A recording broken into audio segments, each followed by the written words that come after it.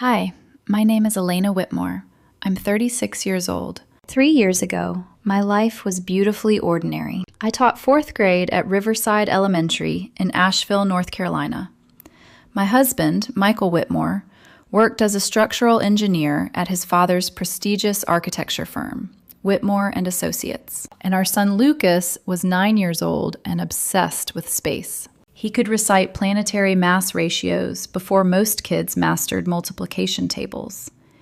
He built model rockets on our back porch and insisted Pluto still deserved respect. We lived in a modest 2-story colonial in a quiet suburb. Not the mansion Michael grew up in.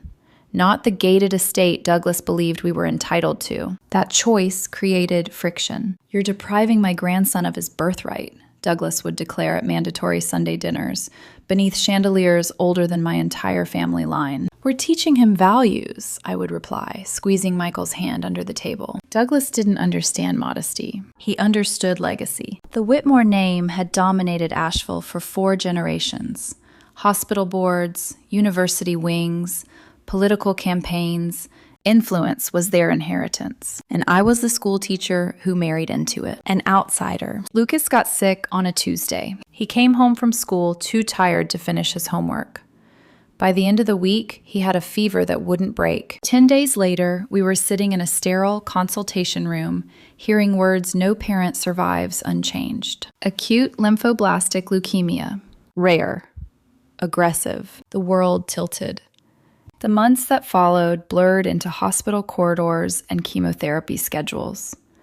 Lucas lost his hair, then his appetite, then the easy brightness in his eyes. Michael took leave from the firm. I resigned from teaching. Douglas took control of the finances immediately. "No grandson of mine will lack the best," he announced. Money flooded the problem, but it didn't fix it. The first round of treatment worked. Then came the relapse, more aggressive, less forgiving. "There's one option left," Dr. Morrison said gently. "A stem cell transplant." We tested everyone. Michael and I weren't matches. Parents rarely are. Douglas volunteered, but at 74, he was medically ineligible. Then, as if fate wanted symmetry, Levi collapsed. Kidney failure, autoimmune, sudden. 2 cousins. 2 life-threatening diagnoses. The family split itself between hospitals. I should have seen it then. Douglas pacing corridors with his phone pressed to his ear, whispering, arranging, fixing. For Lucas, my younger brother Greg turned out to be a partial match. Risky, but viable. We scheduled the transplant. 6 weeks out, hope returned like a fragile bird. Then came the call. Levi had a kidney 4 days after being placed on the waiting list. 4. "It's a miracle," Thomas said breathlessly. I believed him. I wanted to believe him. Lucas, pale but smiling, insisted on drawing Levi a card. 2 stick figures. One with new blood, one with new kidney. "We'll both be better by Thanksgiving," he whispered. I kissed his forehead and told him yes. 4 days later, Lucas spiked a fever, and everything began to unravel. The fever came in the middle of the night. One moment, Lucas was sleeping, his thin chest rising and falling beneath the hospital blanket covered in cartoon rockets. The next, alarms were screaming and nurses were rushing in, their faces hidden behind masks. 104.8 degrees. Dr. Morrison didn't sugarcoat it. "A rare bacterial infection," she said quietly in the hallway, away from Lucas's bed. "His immune system is almost non-existent right now." The chemotherapy meant to prepare his body for the transplant had stripped him of every defense. "We'll postpone the procedure," she added, her voice heavy. "It's too dangerous to proceed." Postpone. The word felt survivable at first. Date. But the infection didn't retreat. Lucas was moved to isolation. Michael and I were only allowed inside wearing gowns, gloves, masks. I hated the way he looked at me through clear plastic oxygen tubing, trying to smile as if this were just another hurdle. "I'm okay, Mom," he whispered one afternoon, voice hoarse. "Levi did his surgery. I can do mine." My throat burned. "You're the bravest person I know," I told him. He nodded, proud. 4 days after Levi's transplant, a surgery everyone described as flawless. My son was fighting for his life against something microscopic. I tried not to think about the timing. I failed. By the 3rd week, the infection had spread to his bloodstream. Dr. Morrison stood at the foot of his bed, exhaustion lining her face. "The transplant window is narrowing," she admitted. "But if we can stabilize him, we'll try again." Hope became a schedule. Numbers. White blood cell counts. Oxygen saturation. Michael stopped shaving. I stopped sleeping. Douglas visited daily, always impeccably dressed, always composed. "Anything you need," he would say. Anything. The word echoed differently now. When the infection finally cleared, Lucas was barely recognizable. Bones sharp beneath skin, eyes too large for his face. But he squeezed my hand and said, "Let's do it." We rescheduled the transplant. 3 days before the procedure, Lucas's heart stopped during morning vitals. 7 minutes. 7 eternal, silent minutes. I remember the code team bursting in, the defibrillator, the way Michael slid down the wall outside the room because his legs gave out. They revived him. But something had shifted. He didn't wake up. A ventilator breathed for him. Machines replaced what his body couldn't manage. Dr. Morrison didn't sit this time. "The transplant is no longer medically viable," she said softly. "His body can't withstand it." Michael made a sound I had never heard before. Something primal, breaking. I stood frozen. "How long?" I asked. "Days," she said. "Perhaps a week." Lucas held on for 6. We read to him, played recordings of NASA launches, told him stories about future rocket designs he would have loved. On the final morning, his hand lay small and warm inside mine. His pulse fluttered once, twice, then nothing. The silence afterward was louder than any hospital alarm. My son was gone. The funeral felt like moving underwater. The casket was too small. Lucas's model rocket sat beside it. Michael stared at nothing, hollowed out. Douglas handled logistics with military precision. Flowers, catering, donations, as if efficiency could replace grief. Levi attended in a wheelchair. He looked healthier already. Color in his cheeks. I couldn't look at him. Not because I blamed him, but because the contrast felt unbearable. One child buried, one saved. Grief devoured everything after that. Michael returned to work after 5 weeks, burying himself in blueprints and structural load calculations. I couldn't go back to my classroom. I resigned. Our house became a museum of silence. We avoided Lucas's room. The glow-in-the-dark stars on his ceiling, the half-built rocket on his desk. We moved around each other carefully, Michael and I, as if one wrong word would shatter what little remained. 7 months later, I agreed to attend a family dinner at Douglas's estate. Michael begged. "Just this once," he said, "for peace." Peace. The dining room gleamed with polished silver and curated art. Thomas raised a glass halfway through dinner. "To Levi," he said warmly. "To second chances." Everyone murmured agreement. Then he added casually, "That donor was a 21-year-old motorcycle accident victim from Charlotte. Perfect match. Perfect timing." My fork paused midair. "What was the timing exactly?" I asked. The room quieted. Stephanie shifted in her chair.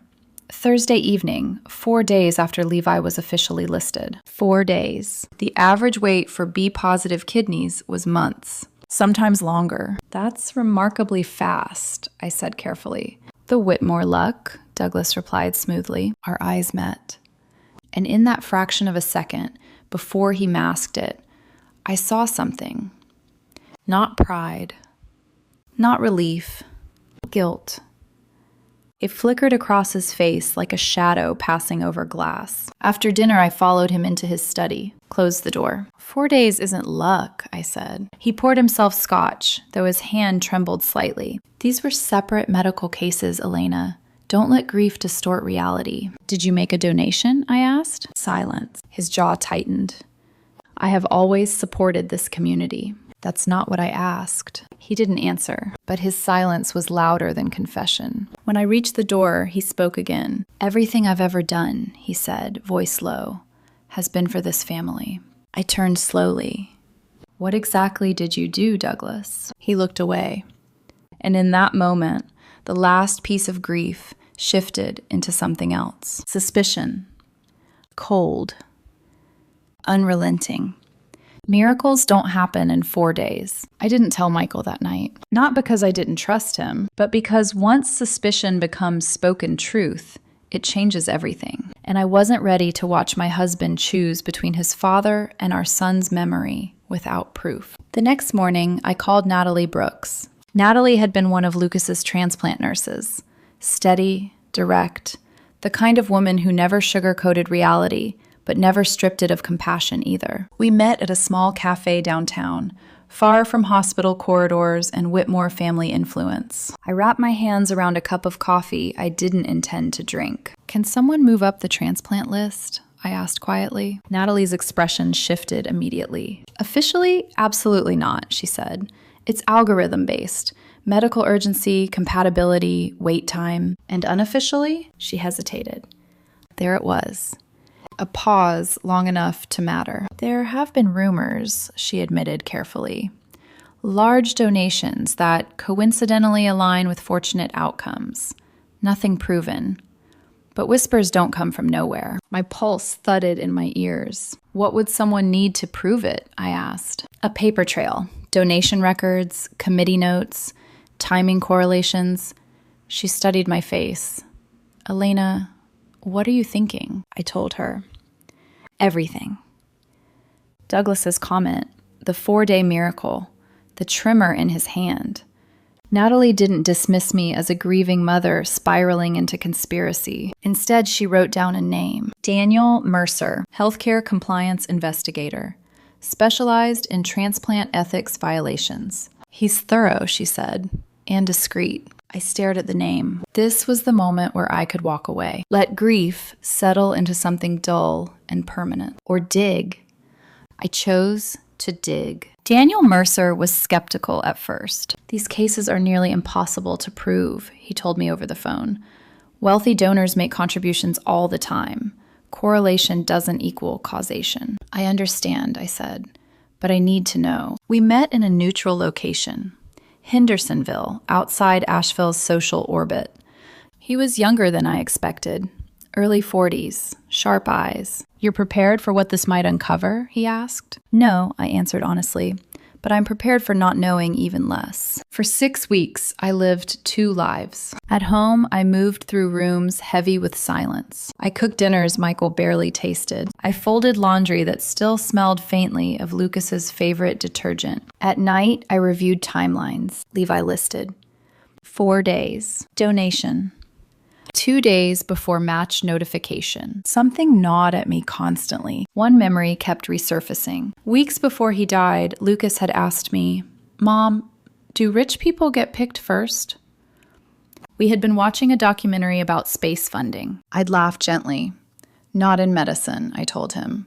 "Hospitals don't work like that." The memory made my chest ache. What if I had been wrong? Daniel called on a freezing November afternoon. "I need to see you," he said. We met again in Hendersonville. He slid a manila folder across the table. "I found a $350,000 donation," he said quietly, "from a shell corporation linked to Whitmore Holdings." My stomach dropped. "To a charitable foundation run by the transplant committee director's wife." My fingers went numb. Dated 2 days before Levi received his match. The cafe seemed to tilt sideways. "That's not proof of bribery," Daniel cautioned. "But the timing is highly suspicious." He flipped another page. 3 B-positive patients with higher medical urgency were bypassed that week. The words echoed. Bypassed. I closed the folder slowly. For months, grief had been suffocating. Now it was burning. "What are my options?" I asked. "You could approach the hospital ethics board, the state medical board, law enforcement." He paused. "But the Whitmores have influence, connections. This will be ugly." "My son is already dead," I said. Daniel's jaw tightened.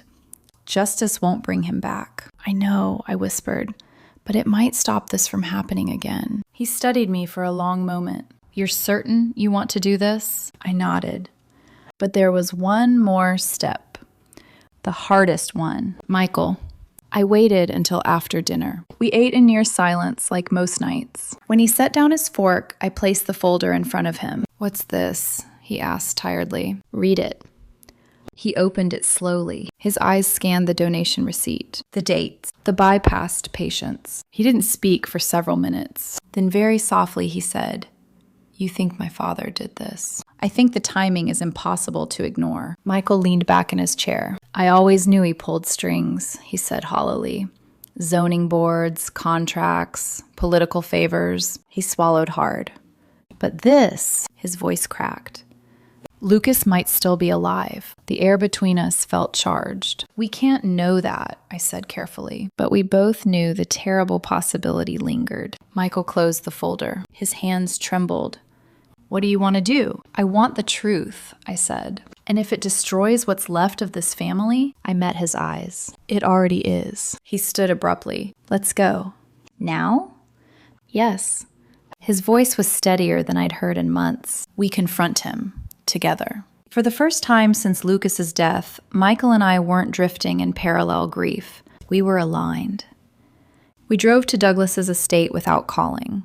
The mansion loomed against the dark sky like something immovable, permanent, untouchable.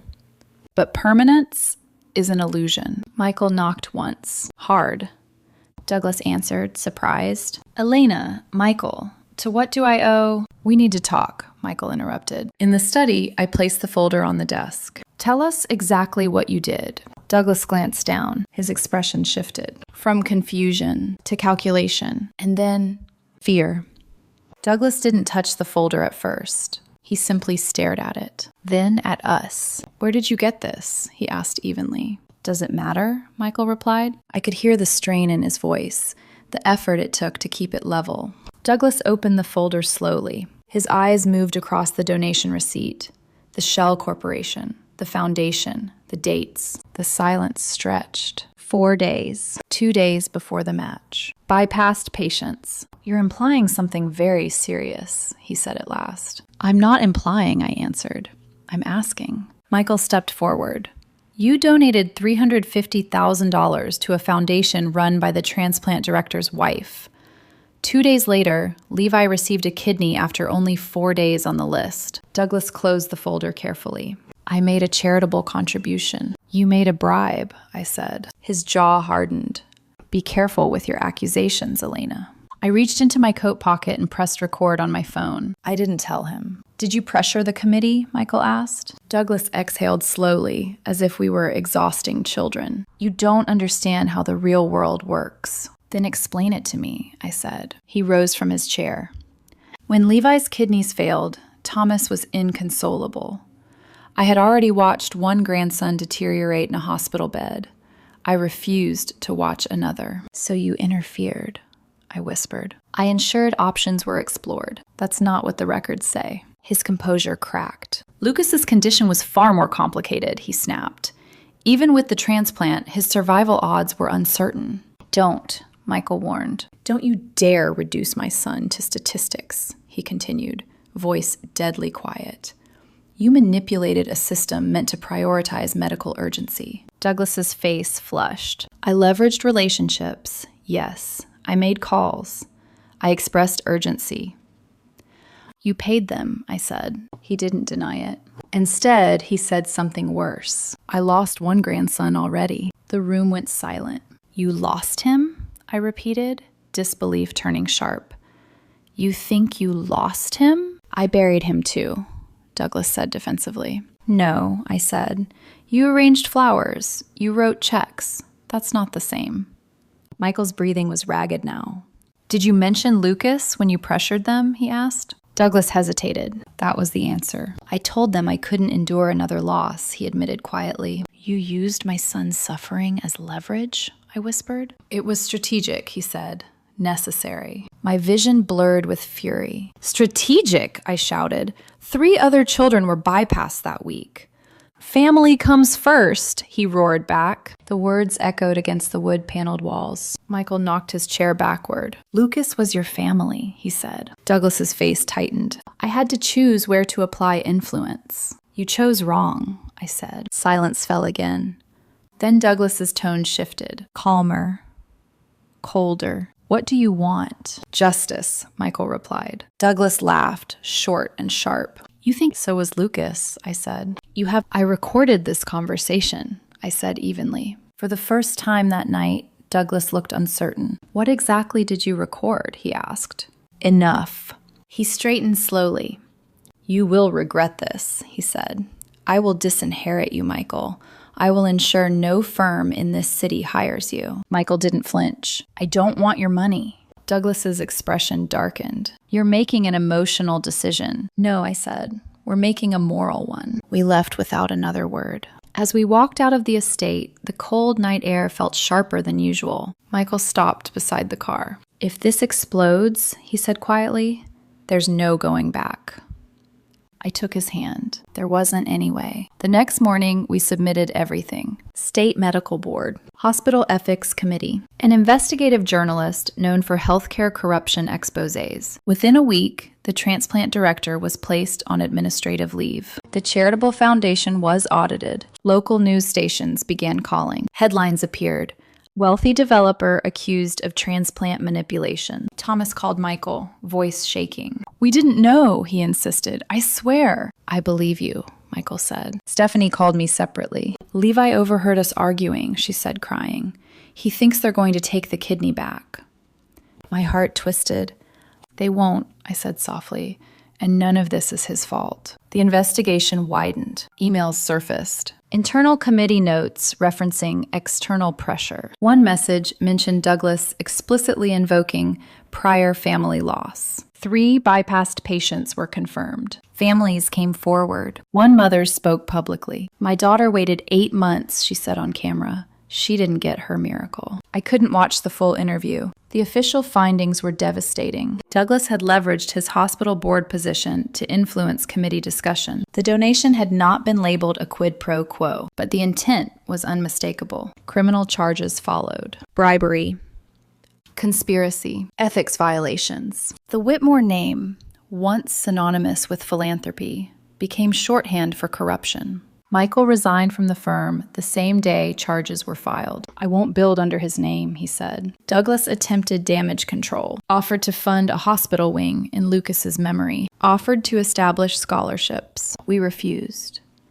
Justice wasn't a naming opportunity. It was accountability. When federal prosecutors announced the indictment, reporters crowded the courthouse steps. Douglas exited in a tailored suit, expression controlled, but his eyes avoided the cameras. And for the first time in his life, influence wasn't enough. Douglas Whitmore had always walked into rooms like he owned them. Courtrooms were no different, at least at first. He stood beside his attorneys in a navy suit that probably cost more than my annual teaching salary used to be.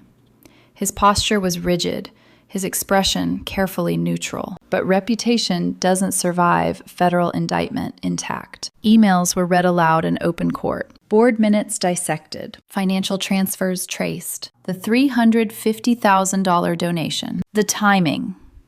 The internal note referencing pressure from DW regarding urgent family considerations. 3 bypassed pediatric patients. 3 families who had waited longer. 1 who never received a transplant in time. The judge didn't raise his voice when he spoke, which somehow made it worse. This court finds that you abused both position and privilege in a system designed to operate free of personal influence, he said.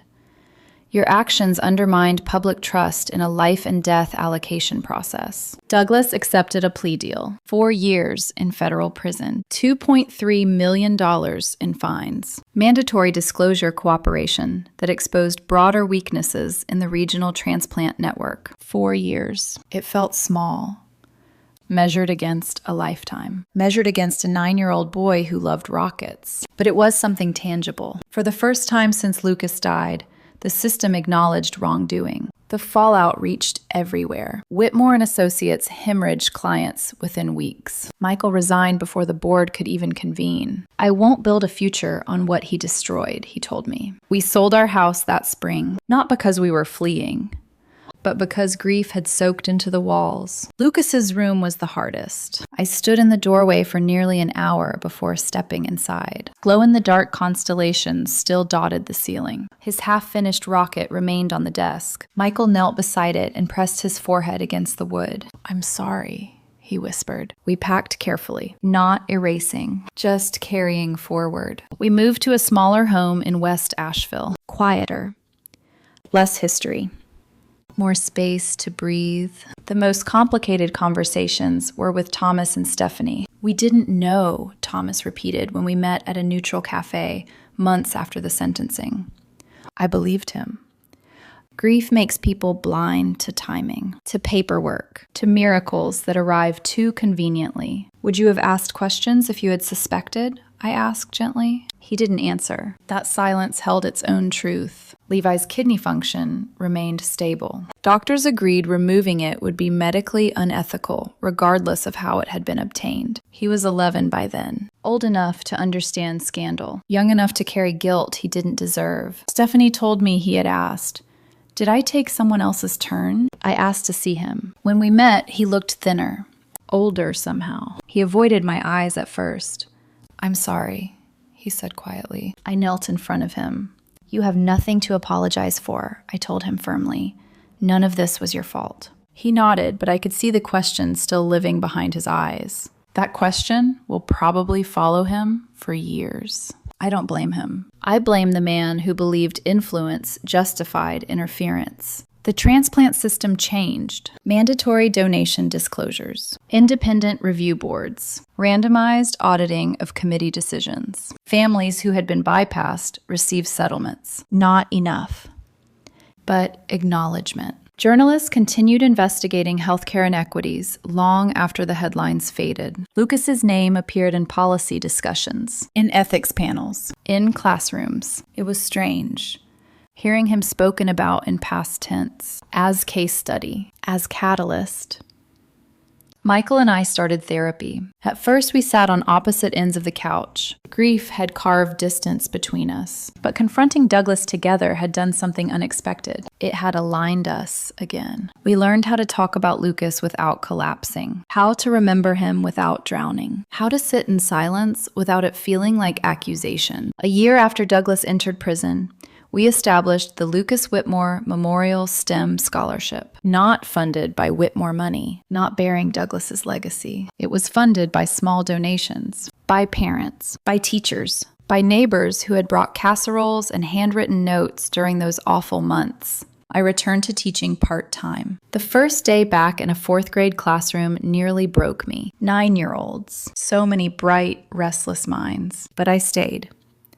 Because Lucas had loved school. Because he had once told me he wanted to build rockets that went farther than anyone thought possible. Douglas wrote once from prison. A single letter, no apology, just justification. "I did what any father would do," he wrote. He was wrong. A father protects fairness. He doesn't distort it. I never responded. Michael visited once. "Closure," he said. When he came home, he looked older. "He still thinks he was saving the family," Michael told me quietly. I nodded. "He was," I said, "just not the whole family." Sometimes, late at night, I think about the card Lucas made for Levi. 2 stick figures, both smiling, both healed.